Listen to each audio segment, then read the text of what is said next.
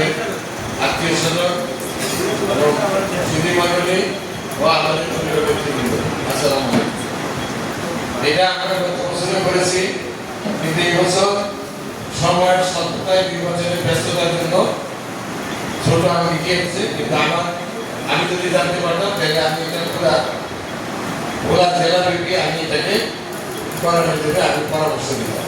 যেটা আমি আজকে বললাম যে আগামীতে পুরো জেলা ব্যাপী আপনারা করবেন, যাতে সমস্ত জায়গায় সমস্ত জেলায় যেন এইটা একটা মানে ইসলামী যারা মনোভাবাপন্ন, যারা আলেম সমাজ, সুধী মহল, তাদের মাঝে যাতে এটা হয়, জানে যে ঢাকা 15 দিনে একটা ধর্মীয় প্রতি বছর একটা ধর্মীয় উদযাপন হচ্ছে, যেখানে আমাদের ছেলেপেলেদেরকে যারা কোরআন শিক্ষায় যারা ভালো করে তাদেরকে পুরস্কৃত করা হয়, যারা অংশগ্রহণ করে তাদেরকেও পুরস্কৃত করা হয়।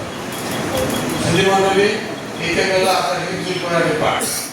এখন আমি এই নির্বাচনের পরে এই প্রথম আমি শরীর খারাপ ছিল, আমি ঢাকা ছিলাম, যে আমি আজকে প্রথম আসছি এসে আপনাদের মাঝে আমাদের এলাকা, আমাদের এখানে শিল্প কলকারখানা কিছু নাই, আমাদের গরিব এলাকা, কিন্তু তারপরও আমি যখন 2001 থেকে 2006 ছিলাম, আমি কিন্তু এলাকাতে মানুষের নেতৃবৃন্দ কর্মীদের কোনো যাতে অভাব না থাকে আমি সেভাবেই কাজকর্ম সংগ্রহ করেছি এবং সবার মাঝে বিতরণ করেছি।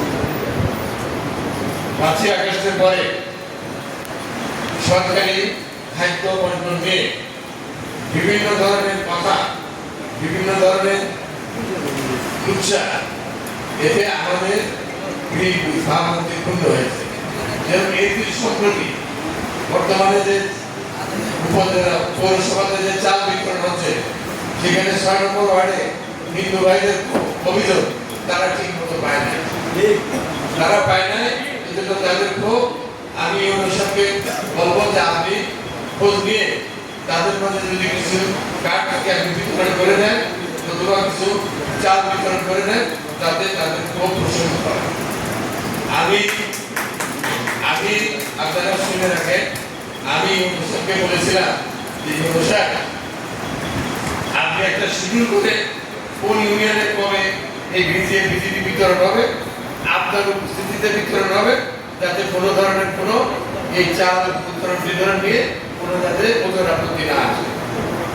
যা আপনি সরকারি হোক ব্যস্ততা হয়তো ভাবে নাই, আমি অনুরোধ করবো আপনি যতদিন আছেন আপনি এই সিস্টেম চালু করে আপনি যখন চলে যাবেন আপনার পরবর্তী যিনি আসবেন তিনিও যাতে এই ধারাবাহিকতা ফলো করে আমরা এই চাল হবে এই মানে অভিযোগ থেকে আমরা মুক্তি পেতে চাই। এটা আমরা জনগণের প্রতিনিধি, জনগণের জন্য কাজ করা হলো আমাদের কাজ। জনগণ খুশি থাকলে আল্লাহ খুশি থাকে। আমি 35 বছর আমি আপনাদের মাঝে এই বিএনপি নিয়ে আমি আপনাদের বলতেছি, আমি লক্ষ ভোটে বিএনপি উত্তীর্ণ করেছি, কিন্তু আমার দুঃখ এইবার আমি লক্ষ ভোটে না জিতে আমি 25,000 ভোটে কেন জিতবো? এটা একমাত্র কারণ যে আমাদের উদাসীনতা। আপনারা মনে করছেন আমরা তো হয়ে যাবো ওই হুজুরে একজন অখ্যাত হুজুর, কেন ওনারা কিছু পারবে না আমাদের সাথে না। আমরা যাদেরকে ছাড় দিয়ে রেখেছি আমাদের প্রতিপক্ষ আওয়ামী লীগের ভাইরা, তাদেরকে আমরা আমাদের এই এলাকাতে তাদের একটা সূত্র আমরা উদ্ভিদে দিই। তাদেরকে বলছি তোমরা নিরাপদে নিরিবিলি থাকো, কাজকর্ম করো আমাদের মতো।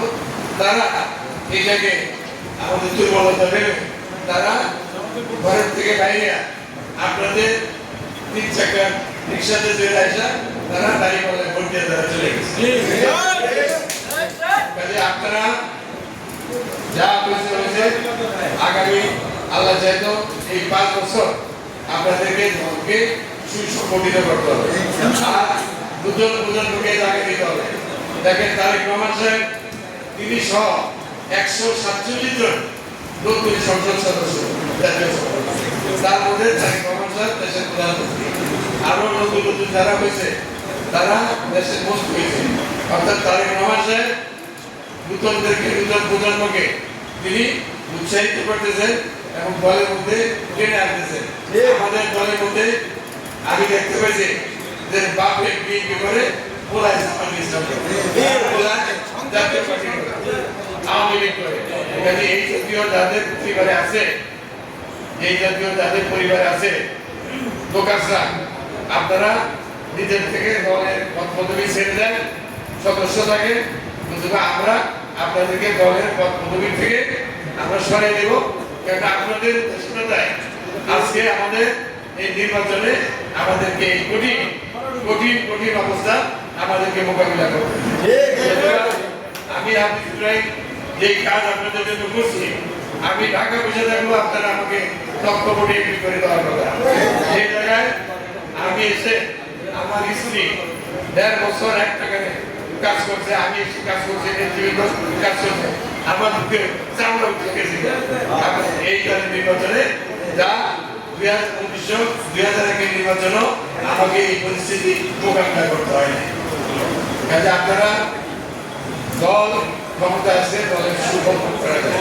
আমি আপনাদের নামে নামে লিখেও ফিরে দিচ্ছি না, দিচ্ছি কিনা আপনারা পাইছেন। আগামী তো ইনশাআল্লাহ আমার যতটুকু সম্ভব আমি চেষ্টা করবো। আগে বুঝতে গেছে, এখন চালা গেছে, এখন চলে দেখা। হ্যাঁ, আপনাদের মধ্যে থেকে ব্যবসায়ী হওয়ার মনোভাব তৈরি করে, আমরা ব্যবসা বাণিজ্য করে, আপনারা কাজকর্ম করে, আমি আপনাদেরকে সার্বিকভাবে আপনাদেরকে সহযোগিতা করি। কিন্তু আপনারা পয়সা দিয়ে মানে আগে কোনো চালের প্রস্তাব ধরে টানাটানি করবেন, এই আপনারা দয়া করে পারেন না।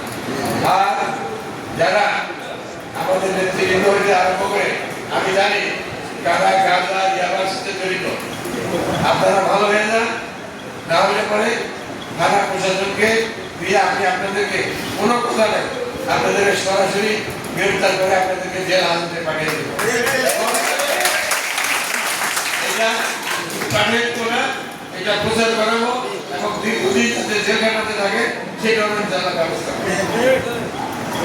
উপজেলা প্রশাসন, থানা প্রশাসন যারা আছে তারা আমাদের এখানে ধারণা আমাদেরকে সঠিকভাবে আমাদেরকে পরিচালনার জন্য সহযোগিতার জন্য ওনারা আছে।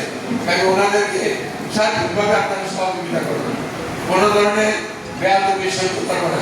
যেমন দুবার চেয়ারম্যানের সাথে বেয়াদবি করছে, ওসিকে বলছি তাকে করে নিয়ে আসছে, এখন সবাই লাফালাফি করে লেগে গেছে। আমি বলছি যাও থানা ওসি সামনে মোকাবিলা দুবার চেয়ারম্যান ডেকে এনে তোমরা বিচার করতে পারো, তাইলে ছাড়া হবে, প্রতিবার ছাড়া হবে না, তাকে চালান করে দেওয়া হবে। এটা বেয়াদ আমরা সহ্য করবো না। আপনারা জানেন যে আমি আমার বাড়িতে আমি আসতে পারিনি 2014 করে। আমার স্ত্রী সন্তান তারা বাড়িতে থাকতে পারে না, বাড়ি ভাঙচুর করছে। কিন্তু সে আমি এমপি হয়ে আমি বলছি যে আওয়ামী লীগের বাইরে বাড়িতে একটা ভিলা করতে দেবা, আপনারা করেন আমার কথা শুনছে। কাজে এখন দল ক্ষমতায়, কাজে আপনারা আমার কথা শুনবেন না কেন? আমাদের সামনে অপূরন্ত সুযোগ এবং অপূরন্ত সময় আছে, 5 বছর কম সময় না। এই 5 বছরে আপনারা যার যার যোগ্যতা অনুযায়ী আসেন, আমি সবাই কিন্তু কাজের ব্যবস্থা করবো। যেরকম পুলিশের কনস্টেবলে লোক নিবে, আপনারা জানেন আমি অতীতে 100 টাকার প্রাইজ বোর্ড আমি নিজের থেকে দিয়া কনস্টেবল আপনাদেরকে বলে দিচ্ছি, একদম সব খরচ হয় না। এসআই চাকরি 37 টাকা খরচ হয়েছে, ঘুষ করছে, সে এসআই হয়ে গেছে। কিরকম হয়েছে না? কাজে আমার রেকর্ড আছে যে আমরা নেতা কর্মীদের আমরা ক্ষমতায় আসছি বা দলের নেতৃত্ব দিয়ে মানুষের কল্যাণের জন্য নেতা কর্মীরা উপকৃত হওয়ার এবং যাদের পক্ষে যা সম্ভব সেটা তারা করবেন এবং আমরা সহযোগিতা করবেন। আমি যেহেতু সুযোগ দিচ্ছি একটি পলিটিক্যাল কথা বললাম, আপনারা কিছু মনে করেন না বুঝেন। আগামীতেও আমি আশা করি যে নেতৃত্ব ভাইয়েরা আপনারা ভদ্র হয়ে যাবেন, রাস্তাটি আগামী মাটির ট্রেন না পায় এমন ভাবে আপনারা মাটিতে পাবেন। যদি জোরে পা ফেলান মাটি ব্যথা পাবে, আল্লাহ অসন্তুষ্ট হবে। সবাই ভালো থাকে, সুস্থ থাকে, ইনশাআল্লাহ আগামীতে আপনাদের সাথে দেখা হবে। আসসালামু আলাইকুম।